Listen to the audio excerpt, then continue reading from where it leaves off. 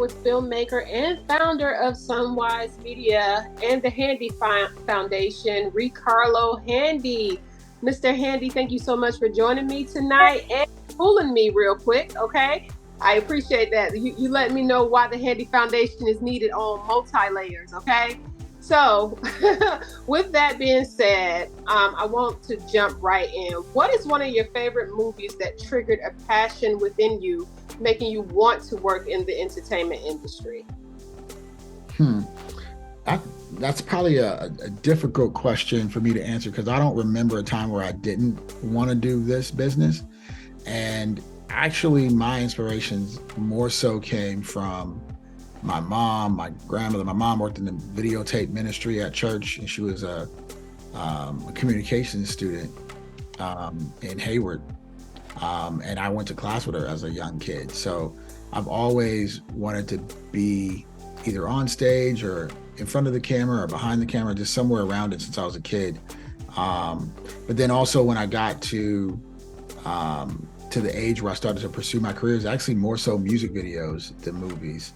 So a lot of music videos that were coming out in the mid and early '90s and to late '90s were kind of more my inspiration. You know, we would sit and watch, you know, all the old NWA videos, all the first original Tupac videos, and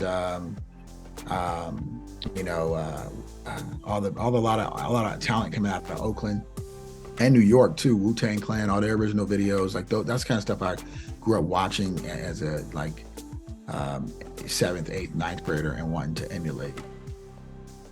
I love the NWA, by the way. So, and I know you started out in music, which seemed extraordinarily fun, especially for a teenager. Why did you shift the dial to TV shows and film work? Yeah, so I started out working on music videos. So I wasn't like a music executive. I just was like, that was the lane I got into, mainly because I started so young. It was non-union, and I could get hired. I actually just told the story earlier today that, you know, my first jobs on set were offered to me at 15 years old because I had been volunteering as a San Francisco State student on student films as a teenager. And I met some people, got some connections to the film office, and basically got access to music video sets. And unfortunately, through Napster and a lot of other kind of things that changed with the technology, around 99, 2000, 2001, you start to see a steep decline in access to opportunities in music videos. And I was directing at the time. But I always knew how to edit. And I never even thought about editing as a profession. It just was something I needed to do as a director, to be able to, you know, do my low budget projects and edit them myself. And so I started doing editing from my home, and then that led to me editing on television. And then once I was editing on television and really got financially stable, like really started making money editing, I saw a whole new world of opportunities open up, especially because during that time, early 2000s, reality was still very new. And so becoming a reality showrunner became my next goal, which I did next, which was probably by 2006, I started show running, doing Keisha Cole show for BET.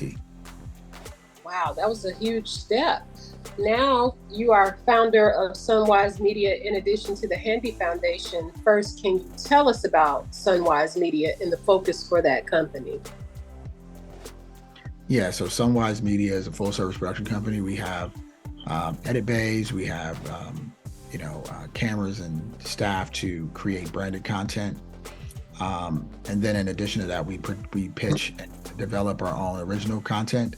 So I have content that we've developed and then syndicated ourselves. Like we did a series called, a special actually called Unsolved History, Life of a King, which is about Martin Luther King Jr.'s brother. And we, unlike most production companies, we're not just offering only our services. A lot of production companies only just work for hire for services. But we actually creating our own library of content as well that we own.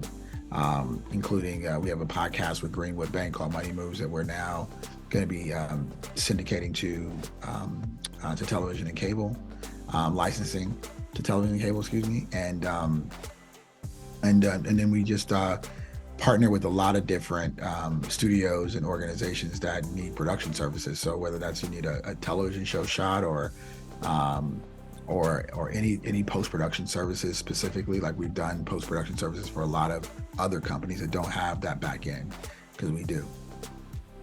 Okay, and I saw that on your website. Mhm. So, my next question, you founded the Handy Foundation in response to a call of action generated by one single post on Facebook.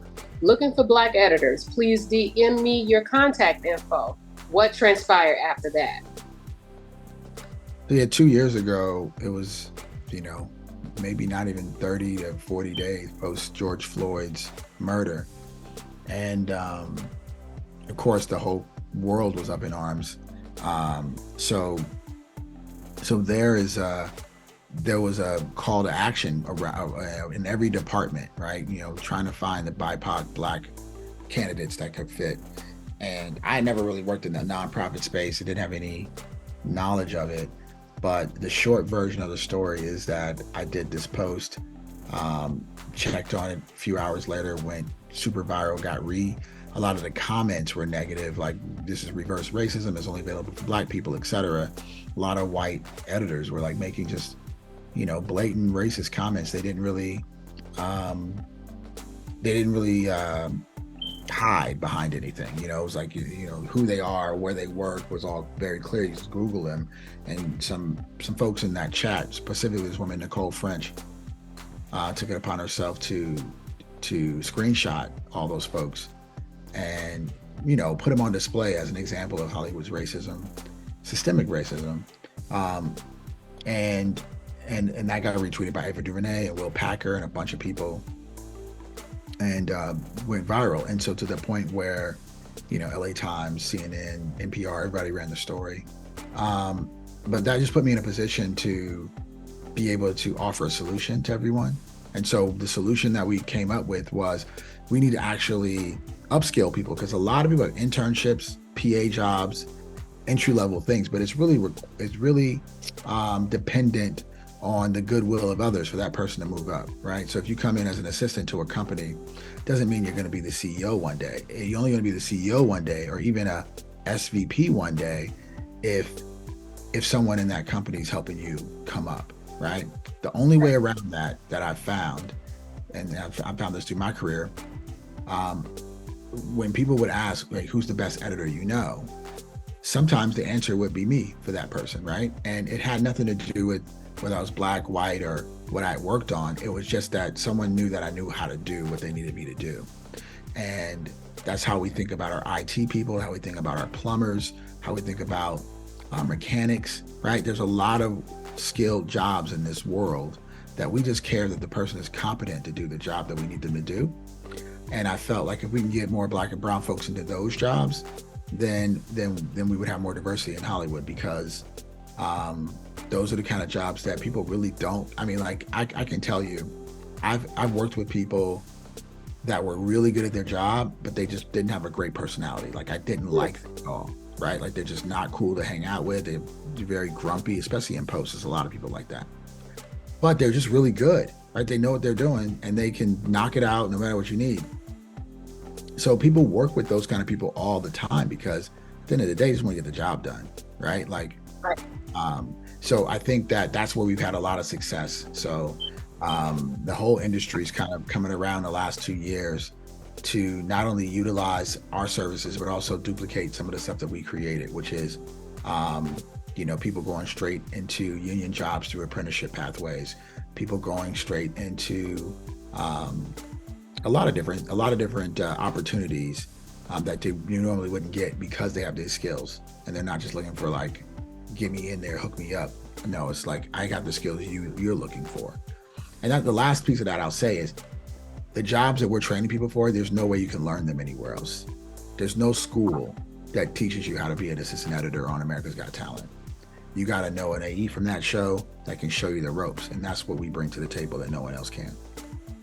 I'm glad you said that. Your foundation has placed 95 assistant editors on top running shows, just like you said, and on BMF, The Bachelor. How did the foundation land those jobs, and what made your imprint of the Handy Foundation critical to those primetime shows that they wanted these assistants on their team? Well, the first thing you got to understand is assistant editor is the hardest position to hire for um, in post production. It's the highest turnover job that requires the most skills, and every show is a little different, and the technology changes all the time. So it's a certain kind of person that can do that job. You know, just because you Hmm. want to do it doesn't mean you can, right? Right. And there's people that say they want to do it, but then they realize, oh, I thought I was being more creative. I thought I was going to be like pointing to someone else to tell them what to do, right? It's like, no, you're the one that got to do it. So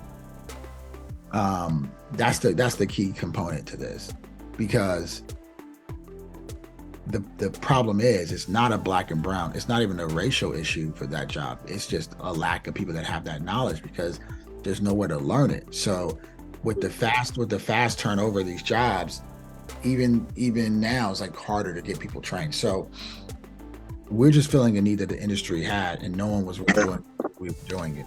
On top of that, you have all these production companies being squeezed by the networks to be like, hey, where's your diversity plan? Like, there's a lot of shows that weren't even being greenlit in 21 because they didn't have a diversity plan that the network signed off on. So we were solving a problem for the production companies to be able to go to the networks and say, hey, we have this diversity plan. And that's the thing that people don't understand. Like, most people, when you think of The Bachelor, you think you got to call ABC, but ABC Hmm. doesn't hire anybody for The Bachelor. You know, the company, it's actually a Warner Brothers owned production company that hires everyone. You know what I mean? So you got to know, you got to be able to navigate through that too.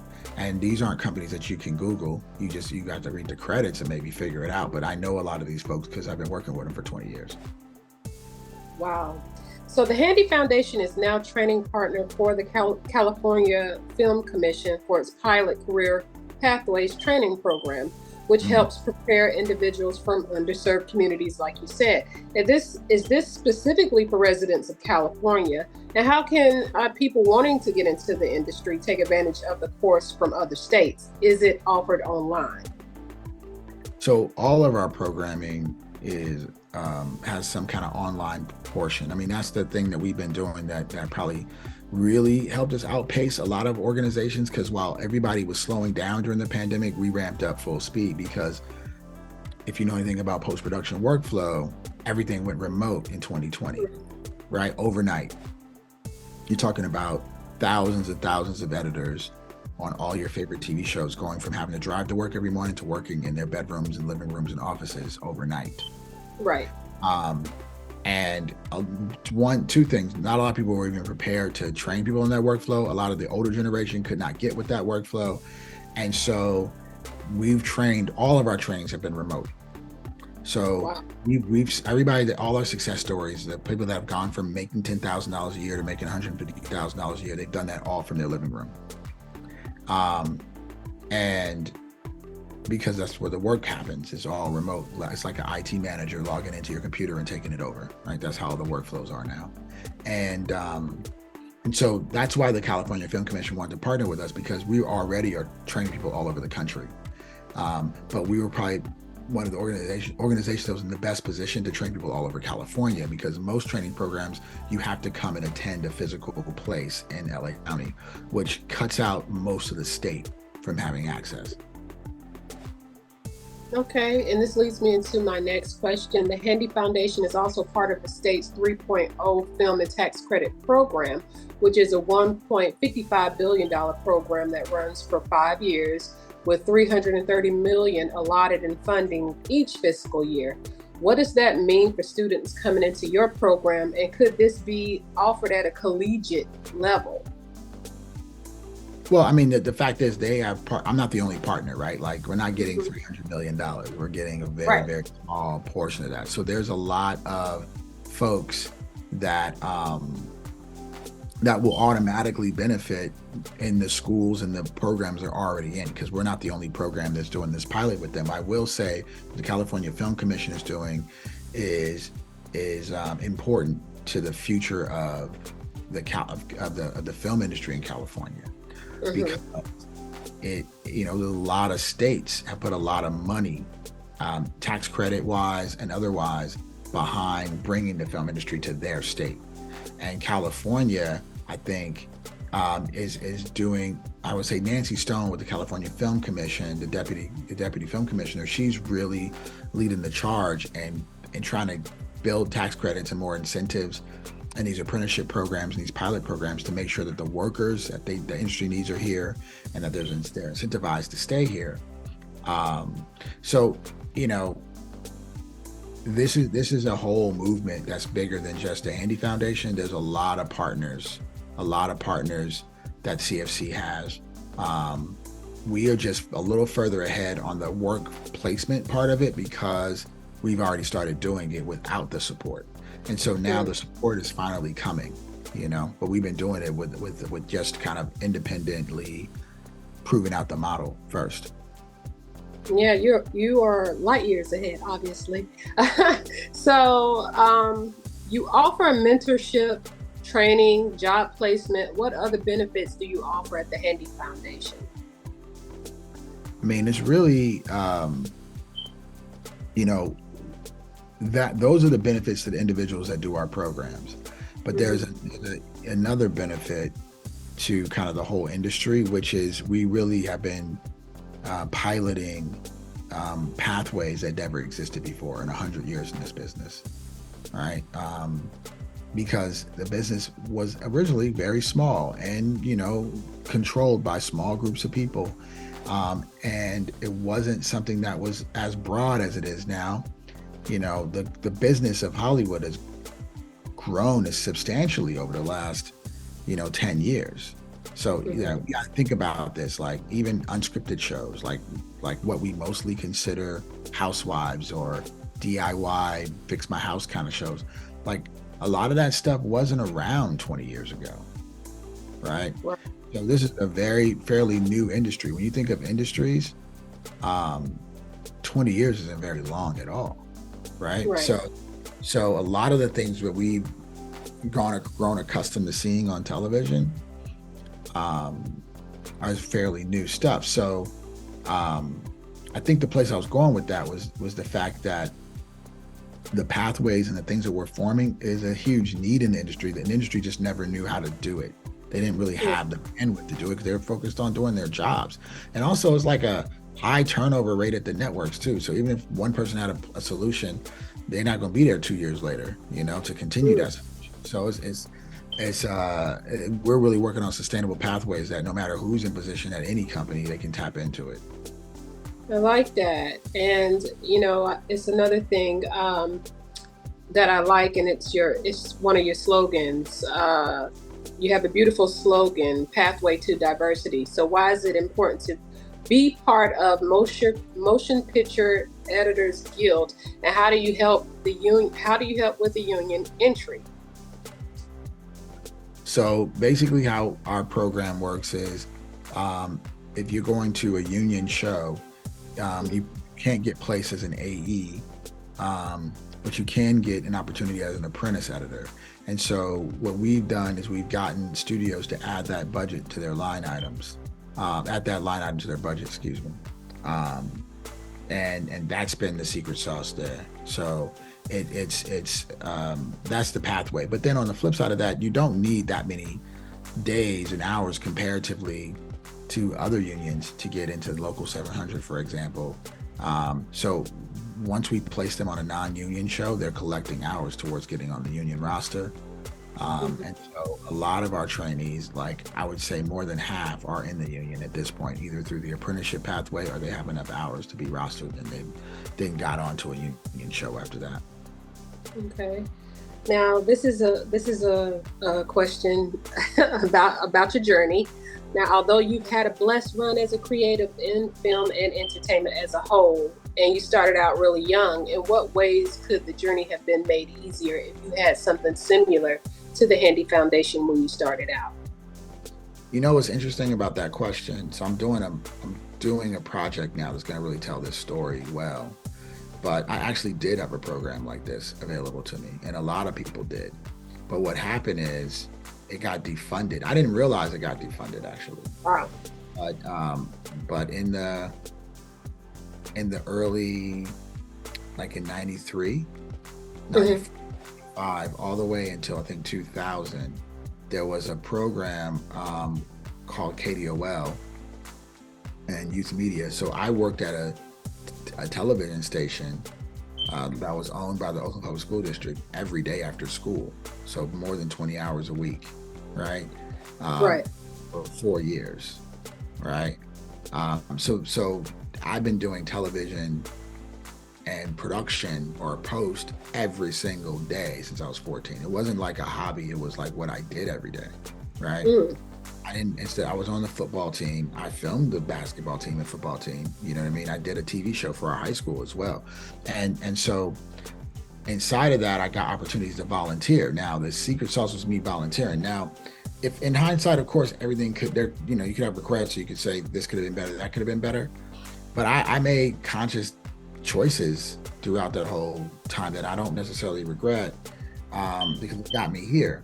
But like for example, a friend of mine, that was in that same program, Krista Burton, she decided instead of doing her independent thing right away, she went to USC Film School, and she Hmm. she now runs Bat Robot as the EVP under J.J. Abrams. And she would say the same thing. She's like, I had an edge over everybody because of what I learned when I was in high school. Mm. Okay. Um, so unfortunately, that program got defunded. The state took over the Oakland Public School District, it's coming back now. It's been coming back now, but like my sisters didn't get the benefit from that. My brother did, and he's an editor working for LeBron James's company and Revolt and a bunch of other companies. Um, owns a home in LA. Quote unquote, made it in Hollywood, right?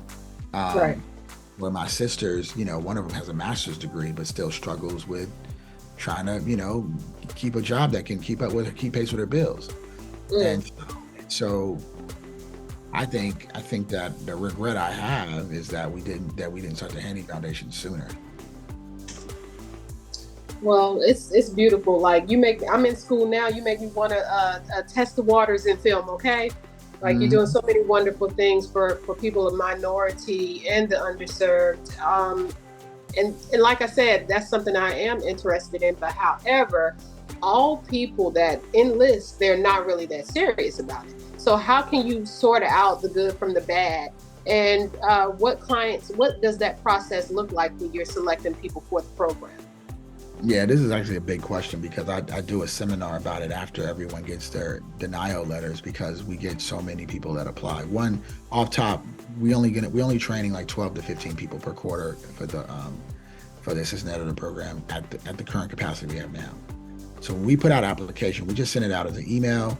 We put it on our social media, but then some other networks partners we have will share it out too. So we end up with like 400 to 500 applications every time, and we're only gonna take 15 people. Wow. So so the process is hard, but it's been good for us because we have a lot of good options, right? Mm. Of the people that apply, we generally only interview about 10% of the people. So we have to narrow it down to a top 10%. And that's a whole process by itself. And that's why it's important when you fill out your application, if you apply for any of our programs, that you do two things. You really express um, what you want to get from the program, and you really express what you have already been doing to get to what your goal is. We want to make sure that the program is in alignment with the goal of the participants, right? Because sometimes we tell people like this program isn't for you, but we have an audio program that's starting up that might be a better one for you, right? Because maybe they're coming from the music industry, for instance. So this is also not a beginner program. This is a um, advanced program. These are people that are ready to work on, once we graduate the program, you're ready to work on Monday. So it's not a theory or when you go look for a job, this is what you do. No, this is the job search, right? This program is the job search. We conduct interviews with we conduct group interviews as a part of the program with potential employers, and those employers will choose from our candidates from that 15 people. So we're interviewing them. It's an interview for a job that we're gonna give you some finishing training for. So the So that's how the kind of the application process goes. And don't get discouraged. A lot of people that have done our program have applied 2 and 3 times, right? Because it may take you that long um, to really even have enough to say in your application about what you've been trying to do. Because a lot of people come and say, "Hey, I saw this post and I thought it was cool," right? You know what I mean? It's like, okay, well, that's the beginning, but there's about, you know, about I would say 200 hours, right, of learning to do before you even come to us. And a lot of that learning you can do for free on your own. Oh wow. Okay. So they can't play when they come to you, basically. So my next question is: you said you had other intrinsic anatomies in the Handy Foundation. Can you tell us what those features are? You said video. What else do you offer? Oh, so right now we have the assistant editor program, and we do a Glam Squad training is a partnership with. So the assistant editor program is in partnership with the Urban League, the LA Urban League. The NAACP is partnered with us on the Glam Squad training. That application is closed, but it'll be announced. The people that got in January. We did a virtual production program with the Urban League as well. And then, so those are the 3 programs we have currently in existence. And then in January, we're going to launch applications for our writer's assistant program, our DIT program will probably be the very next one, our DIT program, and then our story producer program, audio mixer program. I'm forgetting to. Oh yeah, and then post supervisor or post coordinator program as well. Okay, so here's my final question, so you can get to the party and get busy with it. Okay, where can our viewers follow you and just subscribe to what you have going on? Yeah, so a lot of our stuff you can find very easily through social media. So either at Handy Foundation or at RiKarlo, RiKarlo is my personal. But a lot of the stuff that we post you can find on either Instagram or Facebook or Twitter. But mostly Instagram is where we live. And then our websites, sunwisemedia.com is the for-profit production company, and you can get to the foundation from there as well. But it's handyfoundation.org is the website for that. All right, so we got action. Thank you so much, Mr. RiKarlo. I enjoyed our time and I learned a lot in this allotted time. So thank you and have a good night.